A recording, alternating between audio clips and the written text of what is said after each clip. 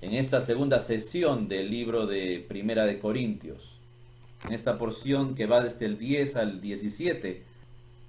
Esto es lo que nos enseña esta sección. Cristo es uno solo, y si permanecemos unidos en Él, podremos también permanecer unidos entre nosotros.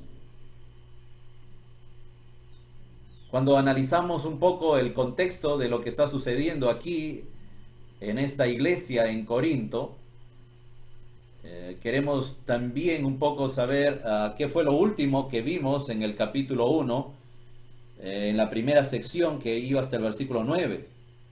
Cuando vemos cómo termina esa sección primera, allí dice, fiel es Dios, en el versículo 9, fiel es Dios, por el cual fuisteis llamados a la comunión con su Hijo Jesucristo, nuestro Señor.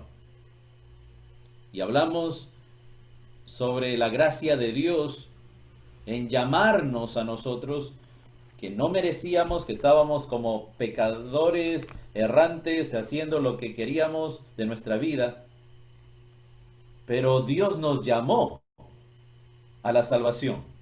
Nos llamó y esa salvación involucra la comunión con su Hijo Jesucristo, nuestro Señor. Y ya pasamos a la siguiente sección, el versículo 10 en adelante, y nos damos cuenta que en esa porción hay unos problemas de mantener esa comunión con el Hijo Jesucristo. La comunión que tenemos con Dios a través de su Hijo Jesucristo se manifiesta en la comunión que tenemos los unos con los otros entre los cristianos, entre los miembros de la iglesia del Señor que está presente en todo el mundo. Pero ¿cuál es el problema aquí con los hermanos de Corinto? El apóstol Pablo, después de haber estado predicando la palabra de Dios en Corinto y de ahí retirarse para irse a Éfeso, estando en Éfeso, es informado de que los hermanos están en división en la iglesia. Versículo 12. Quiero decir que cada uno de vosotros dice, este era el problema que causaba división. Uno de ellos decía, yo soy de Pablo, y yo de Apolos, y yo de Cefas, y yo de Cristo. Es como que había 4 grupos de seguidores. Unos eran seguidores de Pablo. Esto parecía muy natural, porque el apóstol Pablo había invertido su vida en esta ciudad, en esta iglesia, y pues muchos conocieron de la fe en Jesucristo gracias al ministerio del apóstol Pablo. Por lo tanto, algunos se consideraban seguidores de Pablo. Otros eran seguidores de Apolos, que era un maestro elocuente y que también había tenido un ministerio en la ciudad de Corinto, viniendo desde Éfeso, llegó a Corinto. Algunos se consideraban seguidores de él. Ahora, del apóstol Pablo ya sabemos un poco porque estamos aquí leyendo una de sus epístolas y hemos conocido un poco más de él. Pero quizá no nos sea tan conocido el personaje, el siervo de Dios llamado Apolos. Queremos revisar un momento en el libro de los Hechos, en el capítulo 18, versículo 24. Hechos capítulo 18, versículo 24 en adelante. La palabra de Dios dice así: llegó entonces a Éfeso un judío llamado Apolos, natural de Alejandría, varón elocuente, poderoso en las escrituras. Este había sido instruido en el camino del Señor y siendo de espíritu fervoroso, hablaba y enseñaba diligentemente lo concerniente al Señor, aunque solamente conocía el bautismo de Juan. Y comenzó a hablar con denuedo en la sinagoga, pero cuando le oyeron Priscila y Aquila, le tomaron aparte y le expusieron más exactamente el camino de Dios. Y queriendo él pasar a Acaya, los hermanos le animaron y escribieron a los discípulos que le recibiesen. Y llegando él allá, fue de gran provecho a los que por la gracia habían creído, porque con gran vehemencia refutaba públicamente a los judíos, demostrando por las Escrituras que Jesús era el Cristo.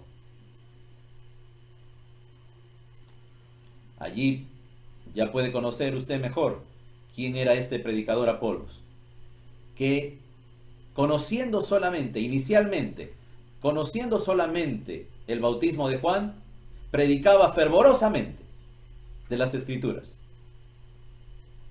Una muy buena predicación, una muy buena enseñanza en la sinagoga. Sin embargo, Priscila y Aquila, esposos ellos, habían escuchado lo que él había predicado y se daban cuenta que le faltaba conocer una parte. Solo predicaba el bautismo de Juan. Pero ahora ellos le expusieron, tomándole aparte al final, le expusieron mejor. Quizá le dijeron, te felicitamos porque estás predicando la palabra de Dios por estos lugares y vemos que lo haces con mucha pasión, con mucho fervor, pero solamente queremos actualizarte un poco, queremos compartirte lo que nosotros sabemos y creo que te va a hacer muy bien saberlo y va a ayudar a tu ministerio de predicación. Y al parecer, porque no se menciona en este pasaje, que él haya refutado o no le haya parecido lo que ellos le dijeron, al parecer, por los resultados que leemos en este mismo pasaje al final, tomó de una manera muy humilde lo que le enseñaron, y de allí en adelante, cuando él llega a la región de Acaya, donde ahí está Corinto, él ya no está predicando solamente el bautismo de Juan, ahora él está predicando, demostrando públicamente desde las Escrituras que Jesús era el Cristo. Y este siervo de Dios con su predicación llegó a ser de bendición también en esa región y para los hermanos de Corinto. Algunos hermanos de Corinto se sintieron identificados con él, les gustó la forma de su predicación y se consideraban a sí mismos seguidores de Apolos. Ahora, entre estos personajes que nos menciona 1 Corintios capítulo 1, versículo 12, también se menciona a Cefas. Unos se consideraban seguidores de Pablo, otros decían yo soy de Apolos, pero otros decían yo de Cefas. Y quizá aquí decimos, ¿y Cefas qué tiene que ver aquí? Recuerden que Cefas es Pedro, ¿no? ¿Qué tiene que ver Pedro aquí? De Pablo y Apolos entendemos porque ellos habían llegado por Corinto. Los hermanos de Corinto los habían conocido personalmente. Pero ¿y Pedro? Pedro era apóstol a los judíos.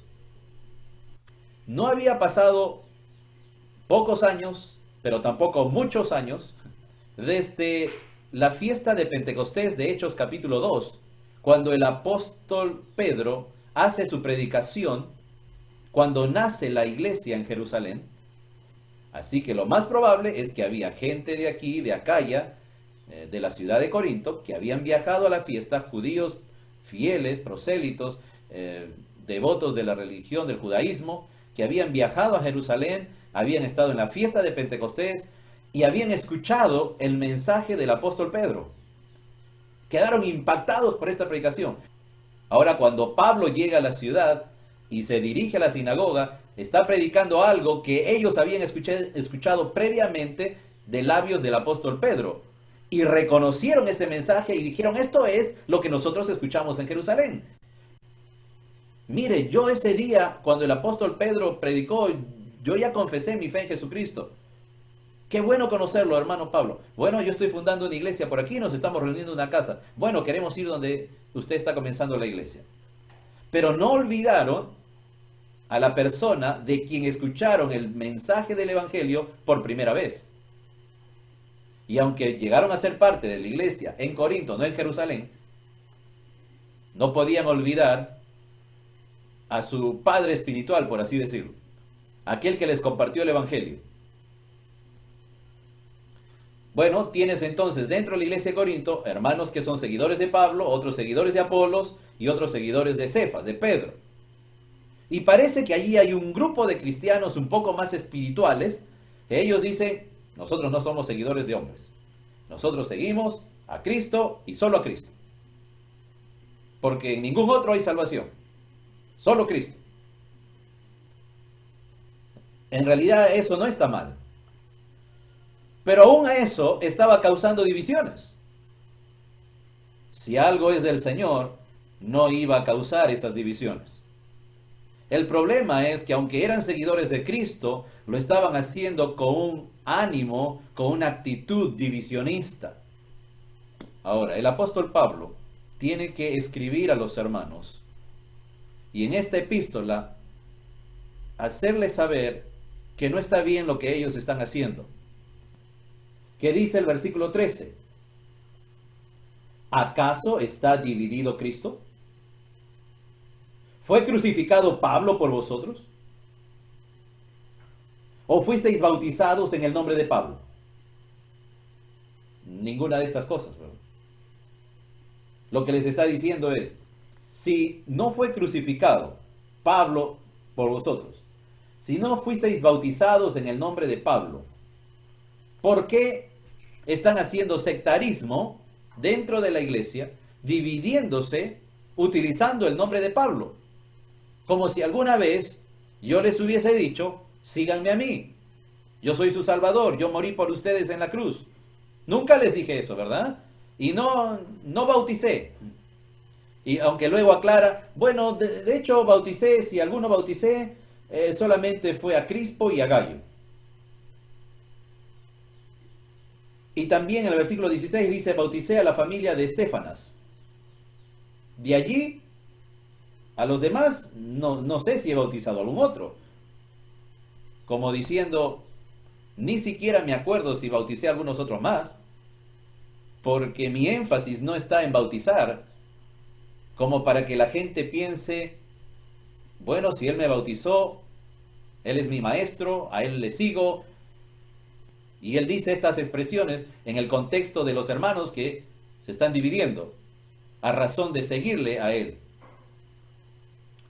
o a razón de seguir a Pablo, o a Apolos, o a Pedro, o a Cristo. No debía esto causar división. Ahora, en todo esto aprendemos algunas cosas.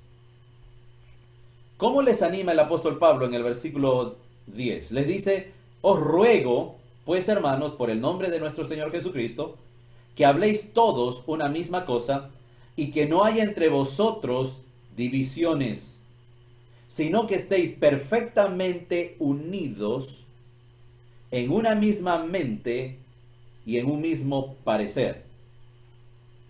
Esto de la misma mente tiene que ver con un entendimiento de las cosas. Y un parecer tiene que ver con una convicción. O sea, estemos unidos, hermanos, es lo que dice Pablo, en un mismo conocimiento de Cristo y lo que las Escrituras dicen de Él, pero también en la convicción de que solo en Cristo hay salvación. No hay ningún otro mediador entre Dios y los hombres. Y que no hay razón para dividirse entre ustedes, porque al final todos pertenecemos al cuerpo y la cabeza es Cristo, no otro ser humano. Si bien un ser humano que es el Señor Jesucristo, pero es un ser humano y a la misma vez es Dios. Pero no otro ser humano, solamente ser humano, como puede ser Pablo, Apolos o Cefas. Ellos debían estar firmes, unidos, en una misma mente y en un mismo parecer. Y esto también tiene que ver con lo que hemos mencionado en alguna otra oportunidad. Una misma mente tiene que ver con el fondo de lo que creemos, y un mismo parecer tiene que ver con la forma de las cosas que creemos. Pero todo esto en relación, en este pasaje, en relación a la persona de Cristo. No solamente es lo que creemos de Cristo, sino qué es exactamente, cuál es la forma de nuestro conocimiento respecto al Señor Jesucristo. Porque muchos pueden decir, yo creo en Dios. Sí, yo creo en Cristo. Pero aún decir eso, no necesariamente está diciendo que estamos creyendo la misma doctrina. Necesito saber, ¿crees en Cristo? Muy bien, ¿cómo crees? ¿Cuál es la forma de ese fondo que tú dices que tú crees en Cristo? ¿Cuál es la forma?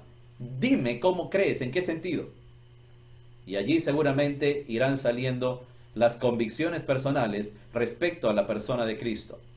Si alguien me dice que cree en Cristo como un gran profeta, como un gran maestro, alguno incluso va a decir que cree en Cristo como el mejor revolucionario que ha existido en la historia de la humanidad.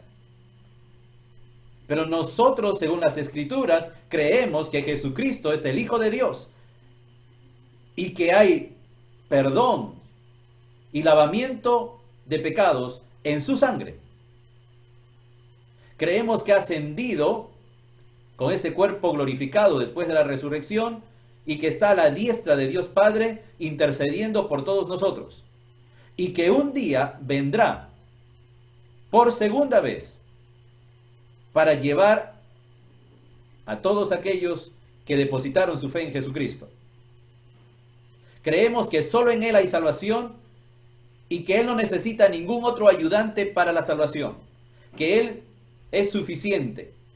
Que Jesucristo basta. No se necesita más nada, ni más nadie, apoyándole para salvar. Solo mi Dios puede salvar, dice una canción cristiana contemporánea. Solo mi Dios puede salvar. ¿Creemos esto? Esta es la forma de lo que creemos. Permanezcamos así, entonces dejemos a un lado, desechemos toda cuestión que puede dividirnos de permanecer unidos en estas enseñanzas. Los hermanos en Corinto, ya hemos visto, son hermanos de una iglesia muy privilegiada porque tenían dones del Espíritu Santo repartidos en toda la iglesia, una iglesia muy variada respecto a dones espirituales que por la gracia de Dios habían recibido. Así que juntos podrían ser dinamita, juntos podrían ser un equipo espectacular para ganar a Corinto con el mensaje del Evangelio. Pero ¿quién iba a hacer aquí un cambio? Si bien los hermanos en Corinto se estaban llevando de esta manera y la iglesia estaba sufriendo las consecuencias de estas divisiones de pensamiento, el apóstol Pablo estaba en Éfeso. Seguramente que él podía ayudar. Seguramente que se necesitaba ayuda. Pero ¿quién iba a pedir esa ayuda? Los hermanos de Corinto. Ellos estaban tan entretenidos en hacer su club de fans de cada uno de estos personajes que ni estaban pensando en solicitar la ayuda del apóstol Pablo para venir a intermediar aquí. Como en muchos otros problemas, siempre se necesita la ayuda de un tercero que puede ver las cosas desde afuera con mayor claridad, con una perspectiva no de estar en el problema, sino fuera del problema. Y ese tercero puede venir a ayudar, o si no sabe cómo ayudar, pero sabe que se necesita ayuda allí, en ese grupo, al menos va a ir corriendo a traer la ayuda.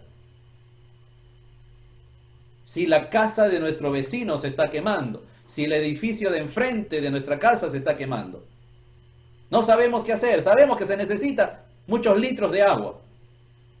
Sabemos que se necesitan mangueras especiales y unidades vehiculares especiales.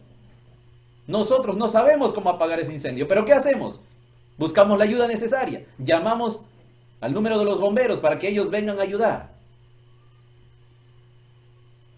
Nosotros, a lo largo de nuestra vida cristiana, o somos los bomberos que venimos a ayudar, o somos el vecino que hace la llamada telefónica para que vengan los bomberos. Pero una de las dos cosas podremos ser. Y Dios sin duda quiere usar al que trabaja como bombero, como aquel que trabaja haciendo la llamada para que vengan los bomberos. Todo es parte de la solución. Todo es la obra de Dios. Por eso es que se menciona aquí a una familia que son la familia de Cloé, en el versículo 11. Y el apóstol Pablo dice, porque he sido informado acerca de vosotros, hermanos míos, por los de Cloé, que hay entre vosotros contiendas. Imagínense que no aparecen los de Cloé. Leeríamos este versículo así: porque he sido informado acerca de vosotros, hermanos míos, que hay entre vosotros contiendas. Y de allí en adelante continúa su carta. ¿Eso iba a hacer alguna diferencia? Al fin y al cabo ya estaba informado. Y viene a decirles a los hermanos, ustedes están haciendo algo que no está bien, y vengo a traer la solución, vengo a decirles que esto no está bien, a través de mi carta, les hago saber esto. Pero ¿por qué el Espíritu Santo de Dios, y creemos en la inspiración verbal de la palabra de Dios, toda palabra que está allí, Dios tuvo un propósito de que estuviese allí? Hay una lección que tenemos que aprender con estos de Cloé, que eran una familia, la familia de Cloé. Dice el apóstol Pablo, he sido informado por los de Cloé sobre lo que ustedes están haciendo mal. Yo no me puedo imaginar a los de la familia de Cloé, no nos menciona si fueron toda la gran familia, no se nos dice, pero por lo menos uno tuvo que haber sido. Pero estoy convencido que fue más de uno, porque si no simplemente se hubiese mencionado un solo nombre, pero se dice por los de Cloé, la gran familia. Yo no me puedo imaginar a los de Cloé diciéndole al apóstol Pablo, mira apóstol, tenemos algo para decirte. Los de Corinto están que se pelean. Hay división allí adentro. Te lo decimos para que sepas, porque como tú eres el apóstol que estuvo allí en la fundación de esa iglesia, para que sepas. Así que ya podrás tú decirles, pero por favor, nunca menciones nuestro nombre. No digas que nosotros te dijimos. Este es un concepto que a veces no entendemos todavía en nuestras iglesias para la corrección de problemas. Alguno en más de una oportunidad ha tenido la grandiosa idea de decirme, pastor, mire, le quiero decir sobre tal hermanito o tal hermanita. Mire, yo quiero decirle algo, pero para usted nomás, en confidencia. Pero mire, es un secreto nomás. Y yo digo, un momentito, ¿qué me va a contar? Antes que me cuente, y ya me está diciendo todo esto, quisiera saber primero qué me va a contar. Yo no le puedo prometer que lo voy a guardar conmigo si lo que me trae es algo que me va a mostrar que esta persona necesita ayuda. No puedo quedarme con la información. Y acto seguido han sabido decirme, bueno, pero si es así, entonces no le puedo contar. Porque si usted va y le va a decir, prométame primero, solemnemente, que no le va a decir lo que yo le voy a contar. No puedo prometer eso. Y usted no debería estar diciéndome esto. Porque si usted no quiere que vaya y hable con esa persona sobre algo que usted cree que está mal, primero, lo mejor de todo hubiese sido que usted se acerque y le diga a la persona, como hermano en Cristo, oye, mira, te animo, te exhorto, no hagas esto. La palabra de Dios dice, y animes a tu hermano en Cristo a cambiar eso. Quizá ni me tendría yo que enterar. Pero si usted viene a pedirme ayuda, es porque en este caso yo soy el bombero. Usted es el que está llamando por teléfono. ¿Cómo me llama por teléfono y me dice que hay un incendio, pero no quiere que vaya a apagarlo? Si lo que usted me trae es solamente información y no quiere que hagamos nada con esa información, eso se llama chisme. No, dice, yo más bien no quiero que la persona piense que yo soy un chismoso, una chismosa, que estoy viniendo a contarle. Bueno, chismoso o chismosa dependerá de la motivación que usted tiene. ¿Cuál es su motivación al contarme? ¿Que yo vea con otros ojos a esa persona? ¿Que la imagen de esa persona cambie?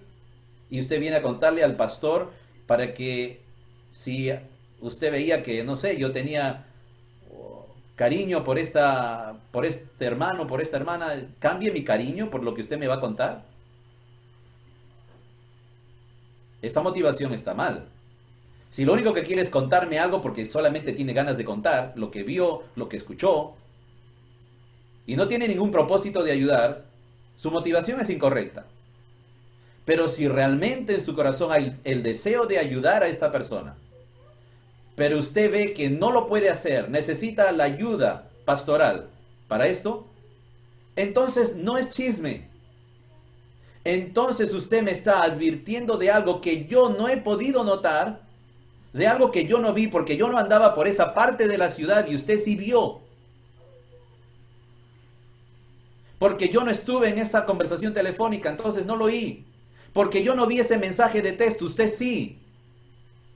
Quiere hacerme saber qué dice ese mensaje de texto. ¿Por qué? Porque quiere ayudar. Si quiere ayudar, entonces eso es lo correcto.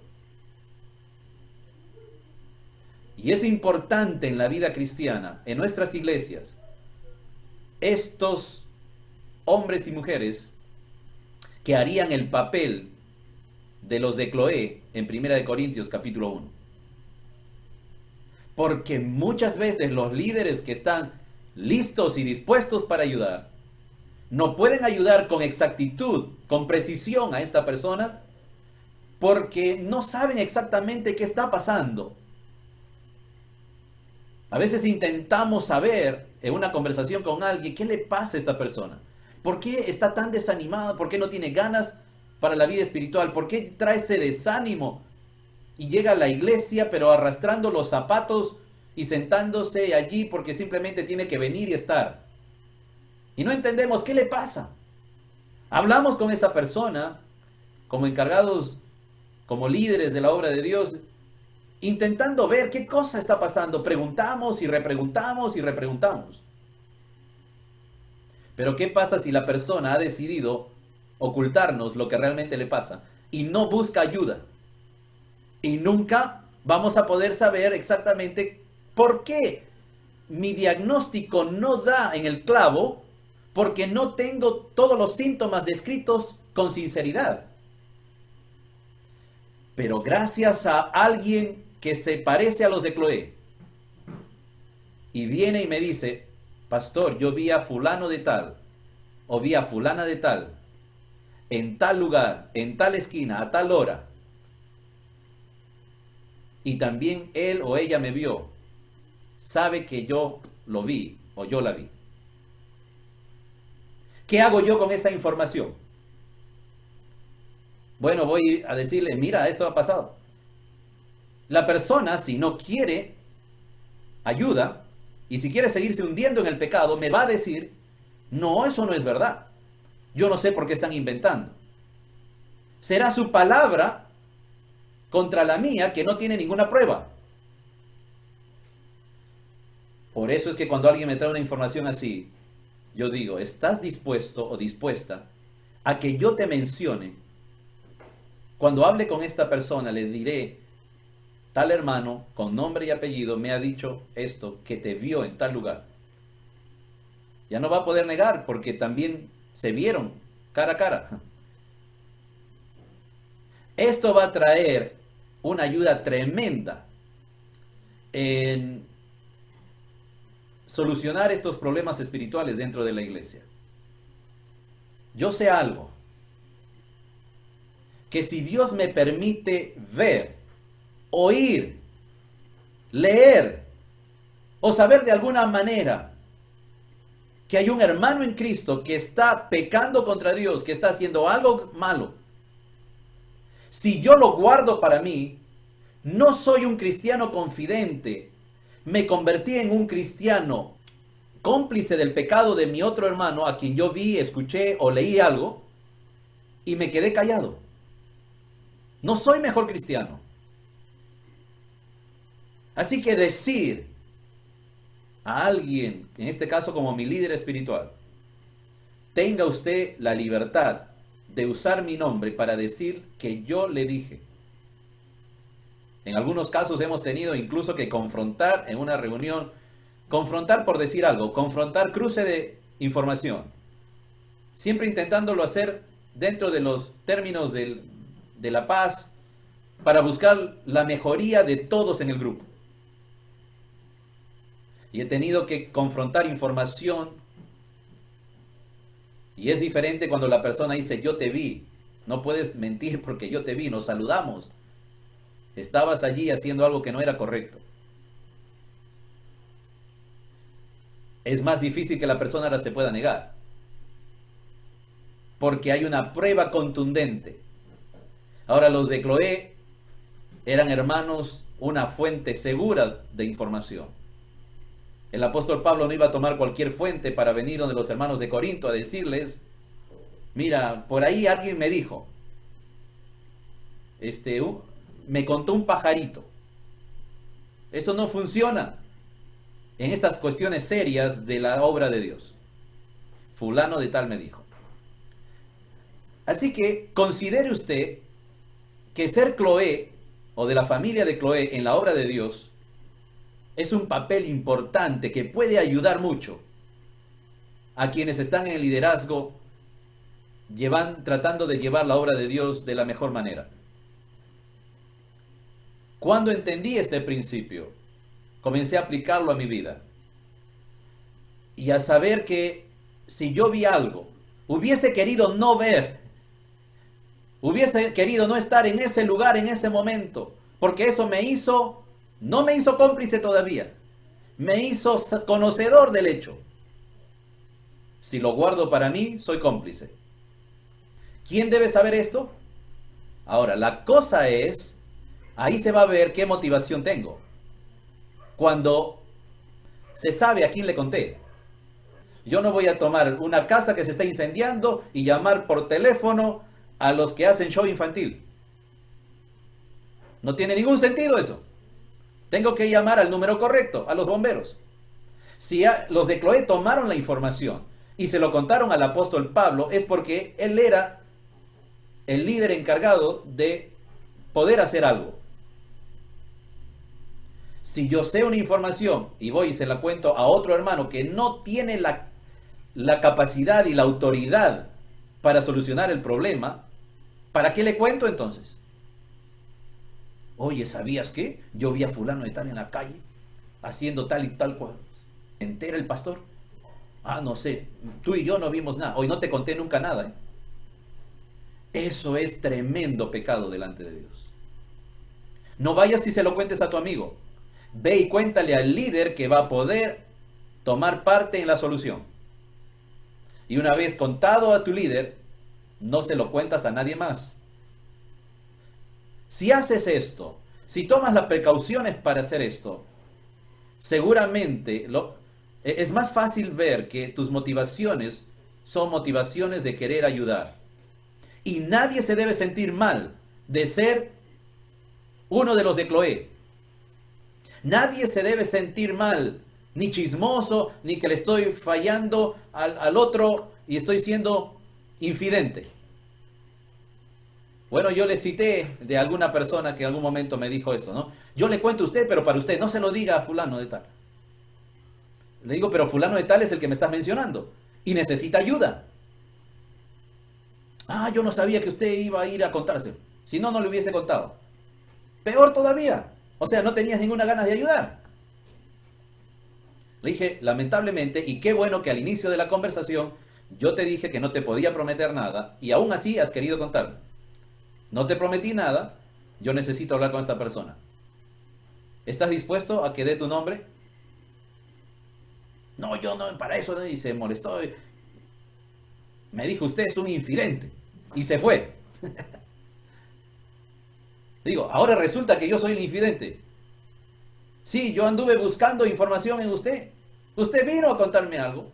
Y no se lo voy a contar a personas que no tienen nada que ver. Voy a ir y hablar con la persona porque quiero que mejore espiritualmente. ¿Se dan cuenta? No hemos entendido el concepto de los de Cloé.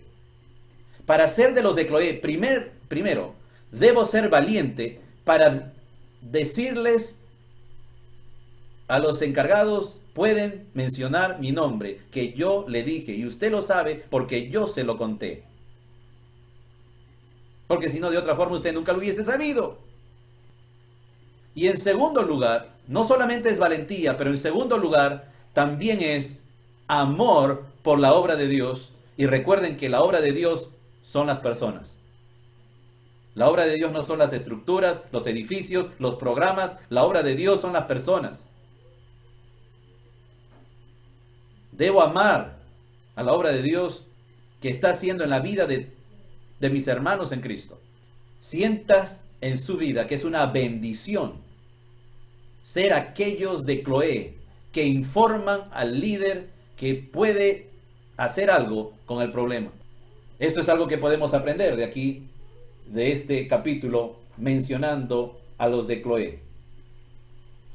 Ahora, cuando pensamos en el Señor Jesucristo, y aquí el pasaje nos menciona a Él, de hecho el apóstol Pablo comienza esta sección hablando del nombre del Señor Jesús. En el versículo 10 dice, os ruego pues, hermanos, por el nombre de nuestro Señor Jesucristo, que habléis todos una misma cosa, que no hay entre vosotros divisiones. Pero ¿cómo comienza? Por el nombre de nuestro Señor Jesucristo. Qué interesante que mencione el nombre del Señor Jesucristo. No solamente les dice, les ruego en el nombre de Cristo. O no solamente les dice, les ruego por Jesucristo. Pero menciona el nombre del Señor Jesucristo. ¿Por qué es tan importante esta expresión? Sabemos que el Señor Jesucristo es el Hijo de Dios, vino a este mundo para ser nuestro Salvador y morir en la cruz del Calvario por nosotros. Sabemos que si nosotros confiamos en Él para la salvación, Él nos va a perdonar de todo pecado, nos va a dar vida eterna y un día estaremos con Él para siempre en el cielo. Sabemos todo esto. Sabemos de su obra redentora en la cruz. Sabemos que al tercer día resucitó. Pero en todo esto, ¿por qué es tan importante el nombre del Señor Jesucristo? Bueno, Filipenses capítulo 2 nos da la respuesta a esto. En el versículo 5, Filipenses 2:5 dice, haya pues en vosotros este sentir que hubo también en Cristo Jesús, el cual siendo en forma de Dios, no estimó el ser igual a Dios como cosa a que aferrarse, sino que se despojó a sí mismo, tomando forma de siervo, hecho semejante a los hombres, y estando en la condición de hombre, se humilló a sí mismo, haciéndose obediente hasta la muerte y muerte de cruz. Eso es la obra redentora de Cristo. Pero allí no queda todo. Versículo 9. Por lo cual, por esto que él hizo, Dios también le exaltó hasta lo sumo y le dio un nombre que es sobre todo nombre, para que en el nombre de Jesús se doble toda rodilla de los que están en los cielos y en la tierra y debajo de la tierra. Si hay algo que el Señor Jesucristo recibió por su obediencia de venir a este mundo para hacer el sacrificio por nuestros pecados, si hay algo que recibió a cambio después de esto, fue su exaltación. Dios lo exalta, siendo humillado tan hasta lo bajo, que cuando se le dio la oportunidad a la multitud de elegir entre él o Barrabás, la gente prefirió a Barrabás, un convicto de quien se sabía que había cometido un montón de fechorías y había sido causa de sedición y de sublevación en el pueblo contra los romanos. Era un hombre que había causado el terror. Y los judíos nunca querían saber nada de Barrabás. Los romanos tampoco, nadie lo quería. Pero cuando pusieron a Barrabás y a Jesucristo, prefirieron, mira, la humillación del Señor Jesucristo llegó hasta el punto de que prefirieron a Barrabás y a él, para él pidieron la crucifixión. Su padre, después de eso, lo exalta hasta lo sumo.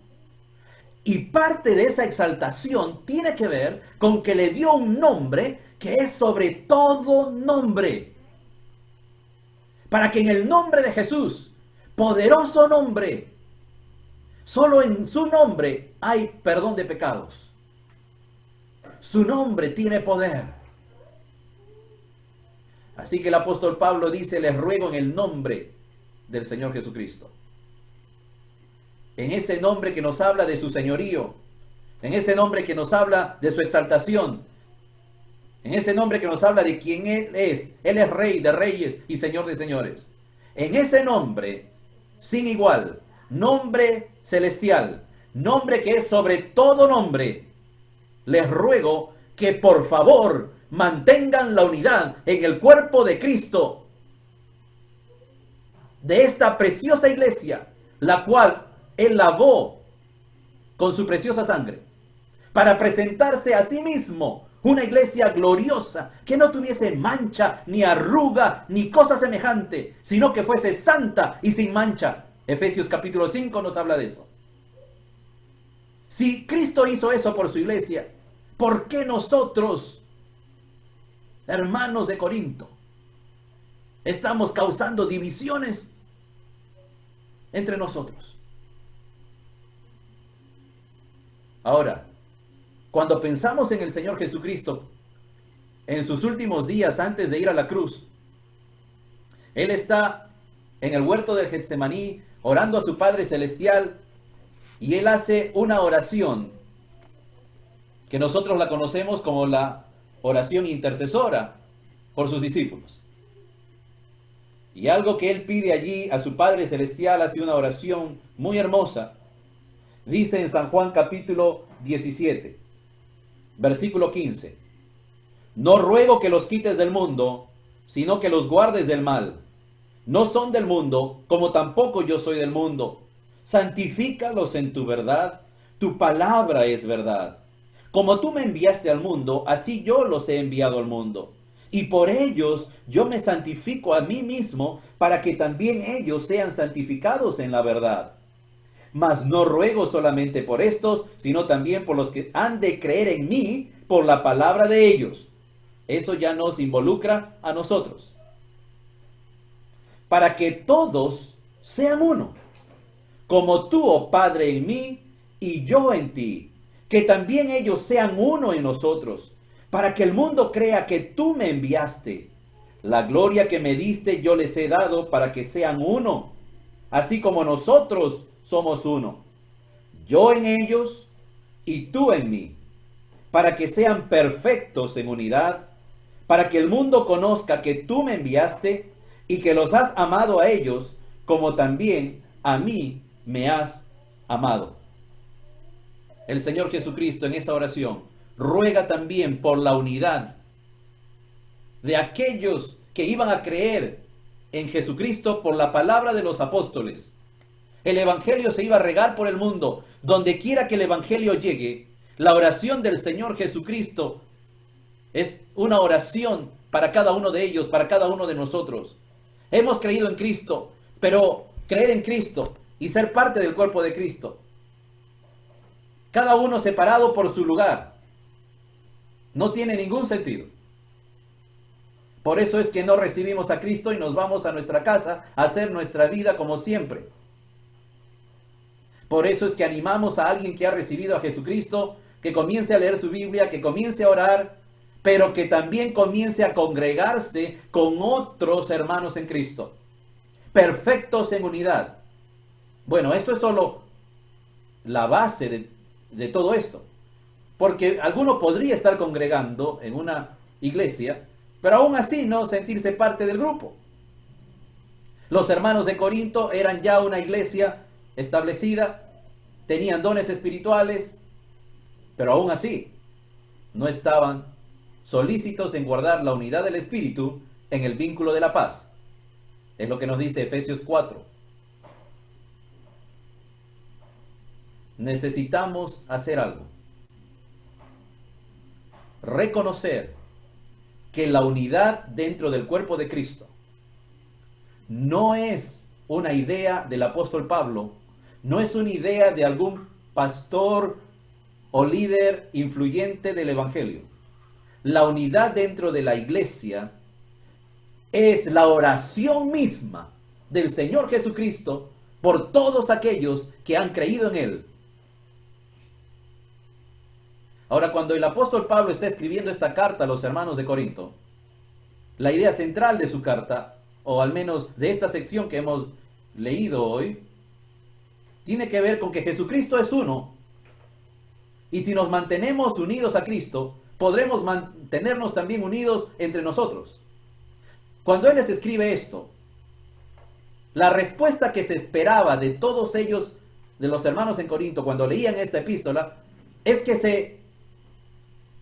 se motivaran a dejar de lado lo que estaban haciendo, a reflexionar, cambiar de actitud y decir: hermano, perdóname, porque por mi sectarismo, por decir que yo soy seguidor de Pablo, no me quería juntar contigo porque eres seguidor de Apolos.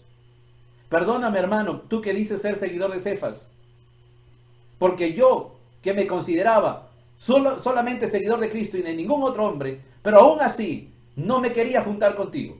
Aún así no te miraba con buenos ojos.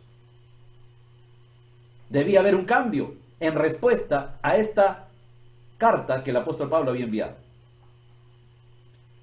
¿Cuál es la aplicación para nosotros hoy? Si el Señor Jesucristo ha orado por la unidad de la iglesia y tenemos a los apóstoles que predicaron, que se mantuvieron siempre unidos, predicando en el nombre del Señor Jesucristo, y es en el nombre del Señor Jesucristo que el apóstol Pablo pide a los hermanos mantenerse en unidad, ¿qué nos toca a nosotros? Nos toca hacer lo que el escritor del libro de Hebreos dice en el capítulo 12, en el versículo 2. Puestos los ojos en Jesús, el autor y consumador de la fe. Nuestra mirada no debe ser puesta en hombres, sino en Cristo. Como dice aquella canción de antaño, clásica del Evangelio: he decidido seguir a Cristo. No vuelvo atrás, no vuelvo atrás.